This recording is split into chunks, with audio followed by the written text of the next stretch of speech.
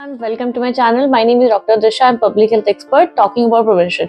और आज के वीडियो में हम बात करने वाले हैं इम्यूनाइजेशन में ऐसी कौन सी मिस्टेक्स हैं जो आपको नहीं करनी है। That means top 10 common mistakes जो आपको वैक्सीन लगवाते टाइम नहीं करनी है। अगर आप पेरेंट्स हैं तो अपने बच्चों के वैक्सीनेशन में ध्यान रखिए। अगर आप हेल्थ केयर स्टाफ हैं जो वैक्सीन देते हैं तो आपको भी इन मिस्टेक्स को नहीं करना है। और कई बार अगर हम एडल्ट वैक्सीनेशन करवाने जा रहे हैं तो भी मिस्टेक्स हमसे हो सकती हैं। तो आज की इस वीडियो के अंदर हम इन 10 ऐसी गलतियों के बारे में बात करेंगे और वीडियो के एंड में हम समझेंगे कि किस तरीके से हम इन गलतियों से बच सकें।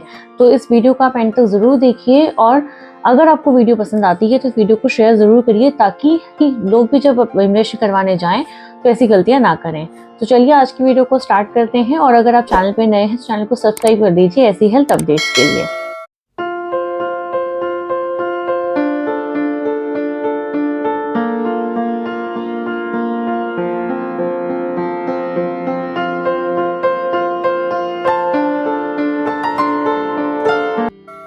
इस वीडियो को हमने 2 पार्ट्स के अंदर बनाया है, जिसमें है पार्ट 1 है उन 5 ऐसी गलतियों के बारे में बात करेगा जो जनरली पेरेंट्स से हो जाती है जब भी वो अपना वैक्सीनेशन करवाने जाते हैं बच्चों का।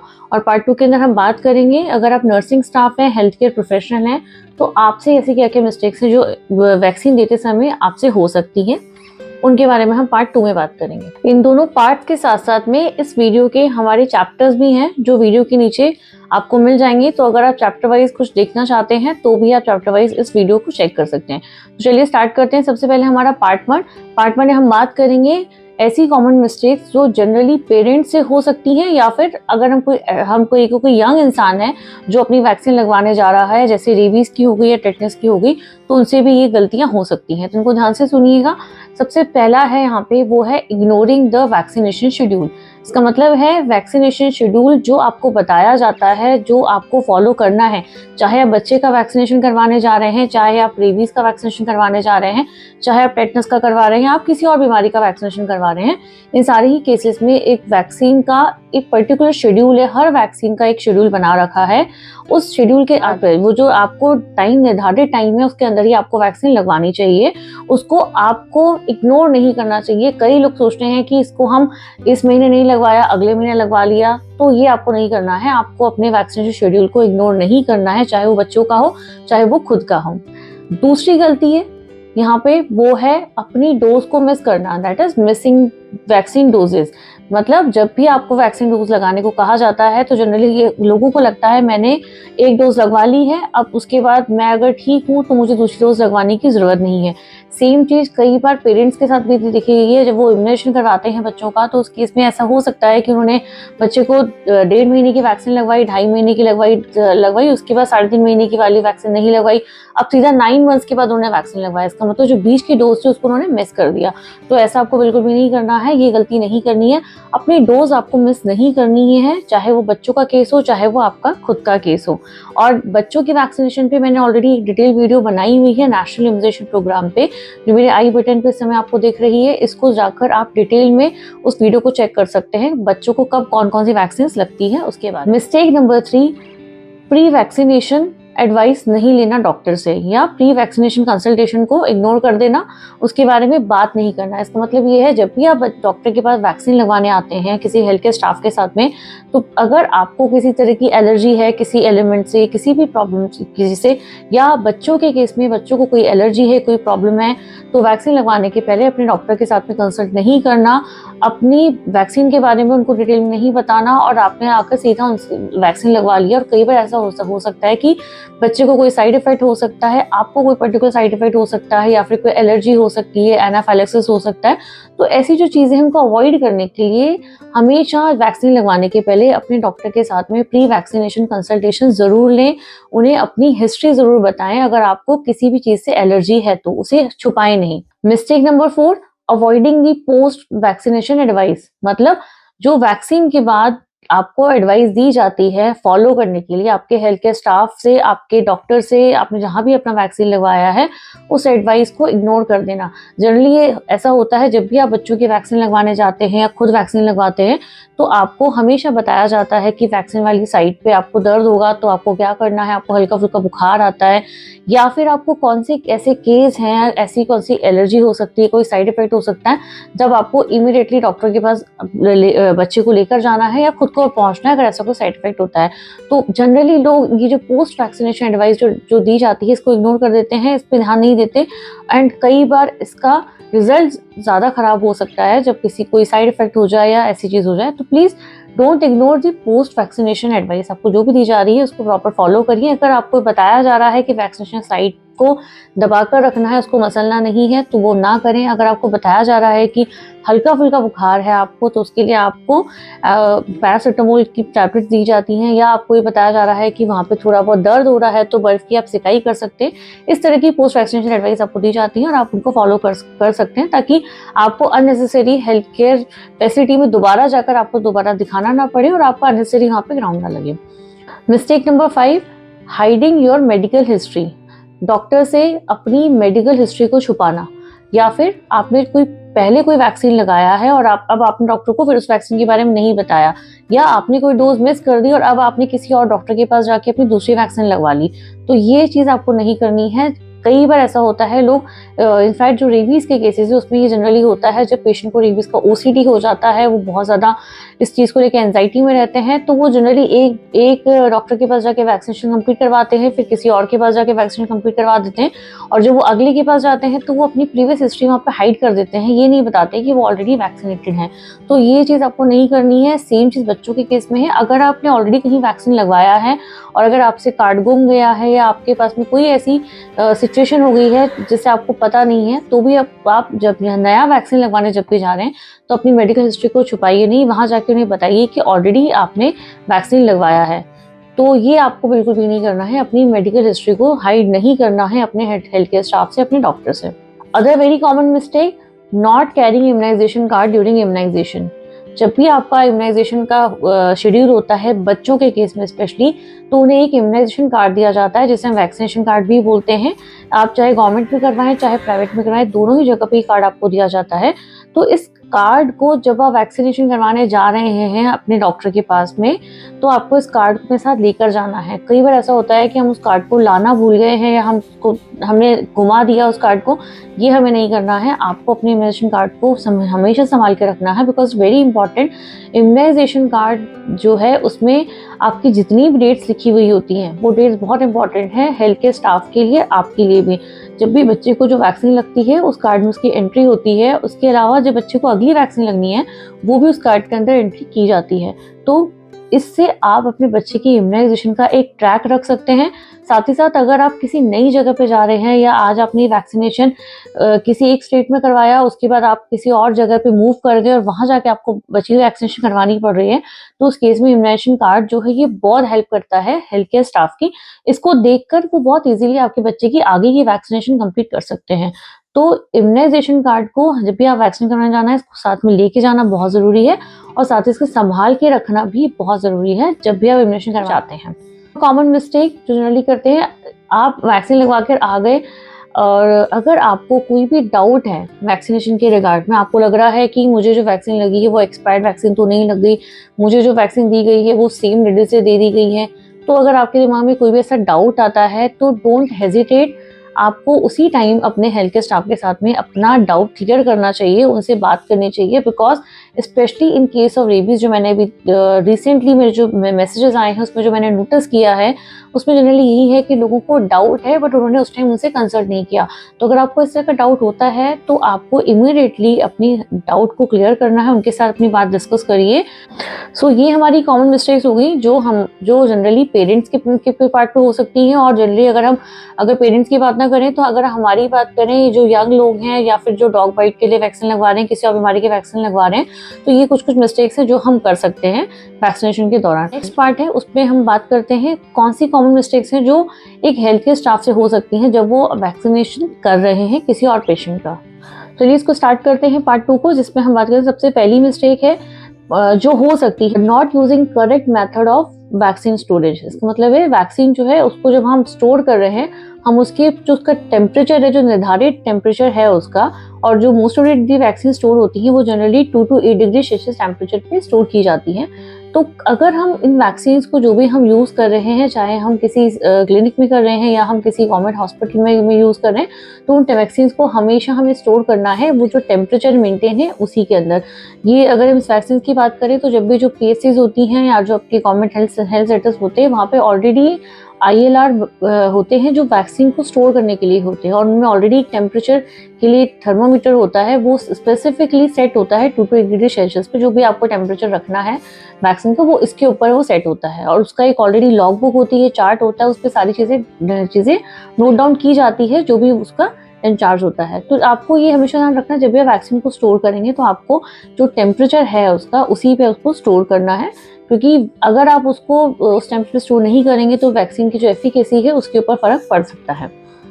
मिस्टेक नंबर 2 है वैक्सीन की एक्सपायरी को चेक नहीं करना। इट्स वेरी इंपॉर्टेंट, जब भी आपको वैक्सीनेशन देते हैं, कोई भी वैक्सीन अगर आप किसी क्लिनिक पे दे रहे हैं, किसी कहीं भी सेटअप पे दे रहे हैं, तो प्लीज़ वैक्सीन की एक्सपायरी को हमेशा चेक करिए।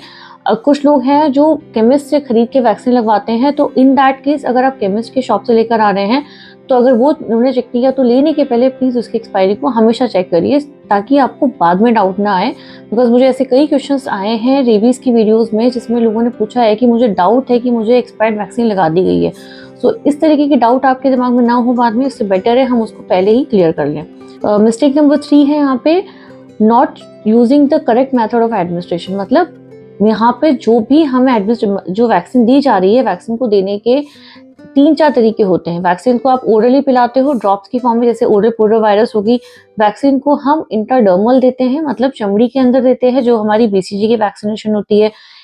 इसकी रेबीज की जो इम्यूनोग्लोबिन होती है वो भी इंट्राडर्मल दी जाती है। इसके अलावा हम वैक्सीन को इंट्रामस्कुलर देते हैं जो मांसपेशी में लगती है, और तीसरा चौथा होता है हमारा जो सबक्यूटेनियस दी जाती है, मीजल्स और MMR की वैक्सीन। तो ये है हमारी ये वैक्सीनेशन को एडमिनिस्ट्रेशन करने की जो रूट ऑफ एडमिनिस्ट्रेशन है, ये बहुत इंपॉर्टेंट है। आप जब भी वैक्सीन लगाते हैं किसी भी पेशेंट को, तो आपको उसको सही जगह पे, जो सही रूट है उसी पे वैक्सीन लगवानी है। जब तक अनटिल अनलेस आपको कोई बहुत इमरजेंसी नहीं है, आप उसको एडमिनिस्ट्रेशन की जो रूट है उसको चेंज ना करिए।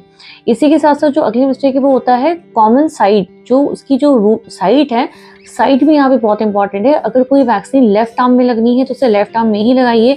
अगर कोई वैक्सीन राइट आर्म में लगानी है एज पर दी गाइडलाइंस, तो आपको उसको राइट आर्म में ही लगाना चाहिए। जैसे हम BCG की बात करें तो BCG लेफ्ट आर्म में दी जाती है, जो उल्टा हाथ होता है वहाँ पर BCG दी जाती है, और जो सीधा हाथ होता है वहाँ पे मीजल्स और MMR की वैक्सीन सीधे हाथ पे दी जाती है। और ये बहुत इंपॉर्टेंट है बिकॉज ये जो साइट है, जो लेफ्ट आर्म है राइट आर्म है, इससे आइडेंटिफिकेशन में हेल्प होती है आप हेल्थ केयर स्टाफ को आने वाले समय में। इस वजह से ये साइट का रोल यहाँ पे बहुत इंपॉर्टेंट है। तो साइट को कभी भी चेंज ना करें और रैंडमली कहीं नहीं लगाना चाहिए, जो आपको साइट है उसी पे इसको लगाना चाहिए। नेक्स्ट वन इज जो बच्चों की जो इम्यूनाइजेशन कार्ड है, not mentioning dates of immunisation card. कई बार ऐसा हो सकता है, जनरली वैसा नहीं होता है, ऐसा लोग हेल्थ केयर स्टाफ है वो हमेशा लगाते हैं। तो जब भी आपके पास में कोई बच्चा इम्यूनाइजेशन कार्ड के साथ में आ रहा है, तो उसके ऊपर उसकी आज जो उसको डोज लगी है उसकी डेट, और साथ में जो अगले महीने से डोज लगनी, अगले नेक्स्ट मंथ उसे जो वैक्सीन लगनी है या फिर जो अगली ड्यू डेट है, वो भी उसके कार्ड पर मेंशन करना ना भूलें। वो बहुत इंपॉर्टेंट है बिकॉज उससे जो बच्चे का जो इम्यूनाइजेशन है उसका एक प्रॉपर ट्रैक रह सकता है। आपके लिए ही, हेल्थ केयर स्टाफ के लिए वो बहुत ज़्यादा हेल्पफुल होता है आने वाले समय में। Next one is not giving post vaccination advice. अब जब भी आपके पास में कोई पेशेंट आता है वैक्सीनेशन लगवाने के लिए, तो उसे वैक्सीनेशन के बाद में क्या क्या प्रॉब्लम हो सकती हैं इसके बारे में उन्हें ज़रूर बताइए। उन्हें हल्का फुल्का बुखार आ सकता है, साइड पर दर्द हो सकता है, अगर उन्हें दर्द होता है तो उन्हें बर्फ की सिकाई करनी है नहीं करनी है, इसके बारे में जो पोस्ट वैक्सीनेशन एडवाइस है इसको देना आपको नहीं भूलना है। Next is very important, use of reconstituted vaccine. इसका मतलब यहाँ पे ये है कि आपने अगर कोई वैक्सीन है जिसको आपने रिकॉन्स्टिट्यूट का वैक्सीन वो होती हैं जिनमें आप उस वैक्सीन को लेते हो, जब आपको यूज़ करना होता है तो एक डाइल्यूएंट साथ में आता है, आपने उस डाइल्यूएंट को डाला और उसको आपने वैक्सीन को बनाया। अब इस वैक्सीन को जो आपने रिकॉन्स्टिट्यूट किया है इसको आप कब तक यूज़ कर सकते हैं, ये बहुत ज़रूरी इंपॉर्टेंट है। जनरली जैसे रेबीज़ की वैक्सीन है उसको आप 6 घंटे तक यूज़ कर सकते हैं अगर आपने उसको रिकॉन्स्टिट्यूट करके बाहर बनाया है तो। बट अब इस रिकॉन्स्टिट्यूट वैक्सीन को अगर आपने 6 घंटे के बाद 8 घंटे तक, 10 घंटे तक इसको बाहर रख दिया, उसके बाद अगर आपने यूज़ किया तो वो एक बिग नो है जो आपको नहीं करना है। ये एक कॉमन मिस्टेक है, जनरली हो सकती है। तो ये इस बात का हमेशा याद रखना है कि जब भी आप कोई वैक्सीन रिकॉन्स्टिट्यूट करते हैं तो उसका जो टाइम पीरियड है उसको यूज़ करने का, उसे ज़रूर ध्यान रखिए। दूसरा इंपॉर्टेंट है, इस रिकॉन्स्टिट्यूट वैक्सीन को अब 6 घंटे के बाद आपको उसको डिस्कार्ड करना है या इसको वापस से आपको डेट डालकर ILR में रखना है। ये एक बहुत इंपॉर्टेंट है, तो इस चीज़ का भी स्पेशल ध्यान रखिए कि वो वैक्सीन क्या दोबारा यूज़ की जा सकती है। अगर वो नहीं यूज़ की जा सकती तो उसको आपको उसी सेशन में, उस इम्यूनाइजेशन सेशन खत्म होने के बाद उसको डिस्कार्ड करना है। और अब आपको सिर्फ जो वैक्सीन्स हैं जो यूज़ की जा सकती हैं नेक्स्ट सेशन में, उनको आपको यूज़ करना है। नेक्स्ट इज वाइल्स को लेबल नहीं करना। लेबल करने का मतलब यहाँ पे है, कुछ ऐसे वैक्सीन होते हैं जिनको हमने अगर आज ओपन कर लिया तो आज के सेशन के बाद भी हम उनको दोबारा अगले सेशन में भी यूज कर सकते हैं अगर वो खत्म नहीं होती है। तो इन दैट केस आपको क्या करना है, आपको उस वैक्सीन के ऊपर डेट डाल के रखना है। आज अगर आपने वैक्सीन यूज ओपन की है तो आज की उसको आपको डेट डाल के रखना है, क्योंकि हर वैक्सीन का एक सर्टेन टाइम पीरियड होता है, आप उसको तब तक ही यूज़ कर सकते हैं। तो जब आप अगला सेशन जब आप स्टार्ट करेंगे तो सबसे पहले आपको ये जो आपने प्रीवियसली ओपन किया हुआ है इस वैक्सीन को आपको पहले यूज़ करना है और इसको आपको सबसे पहले ख़त्म करना है। और जैसे ही अगर ये ख़त्म नहीं होती है, आपके कुछ सेशंस में भी ये पूरी ख़त्म नहीं हो रही है और इसका टाइम पीरियड अगर ख़त्म हो गया है तो फिर आपको इसको डिस्कार्ड करना है। बट ये सिर्फ आप तभी कर पाएंगे जब आपने उसको लेबल किया होगा कि इसको आपने कब खोला है। तो it's very important labelling the vaccination vials. तो आपको हमेशा जब भी आप सेशन करते हैं तो आपको साइट जो वाइल है उसको हमेशा लेबल करना है।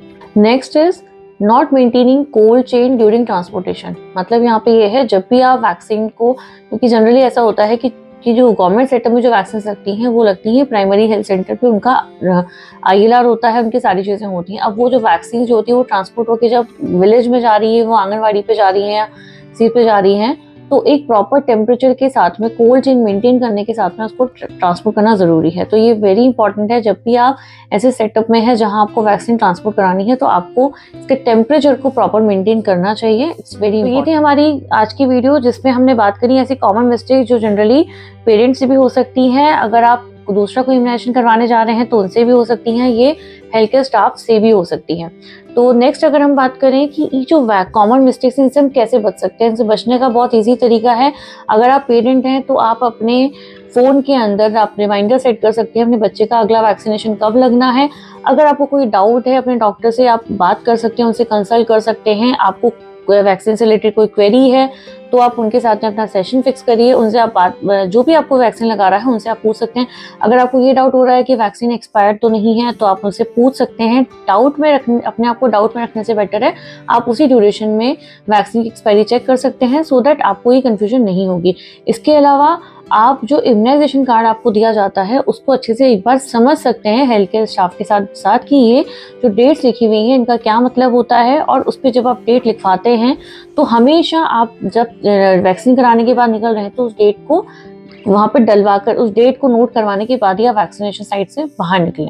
इसके अलावा अगर आप हेल्थ केयर स्टाफ हैं, आपको अगर कोई भी डाउट होता है वैक्सीन से रिलेटेड, उसको स्टोर कैसे करना है, उसको कुछ हैंडलिंग कैसे करनी है, तो ये सारी चीज़ें आप बहुत सारी PDF अवेलेबल हैं, बहुत सारी गाइडलाइंस इसके पे अवेलेबल हैं, ये आपको मिल जाएंगे। उनको आप देख सकते हैं, स्टडी कर सकते हैं और इनको नोट डाउन कर सकते हैं। और आप अपनी वैक्सीनेशन साइट के दौरान आप जहाँ भी वैक्सीनेशन करते हैं आप वहाँ पर अपने लिए एक चार्ट लगा सकते हैं जिसमें आप जो वैक्सीन्स हैं, कौन सी वैक्सीन IM जिसको इंट्रामस्कुलर दिया जाता है, कौन सी वैक्सीन को इंट्राडर्मल दिया जाता है, कौन सी वैक्सीन को ओरली दिया जाता है, ये चार्ट आप हमेशा अपने साथ अपने जहाँ भी आपका सेटअप है वहाँ ये लगा कर रख सकते हैं, सो दैट आपको कभी कोई कंफ्यूजन ना हो जब भी आप कोई वैक्सीनेशन देते हैं। इसके अलावा आप इस वीडियो को देख सकते हैं, इस वीडियो को सेव कर सकते हैं फ्यूचर के रेफरेंस के पॉइंट ऑफ व्यू से, और साथ ही साथ आप लोगों को शेयर भी कर सकते हैं ताकि लोगों को भी इसकी अवेयरनेस हो और ऐसी कॉमन मिस्टेक्स होने से वो भी बचे और जो इम्यूनाइजेशन है वो प्रॉपर तरीके से हो। सो मच फ्रेंड्स आज की वीडियो के लिए।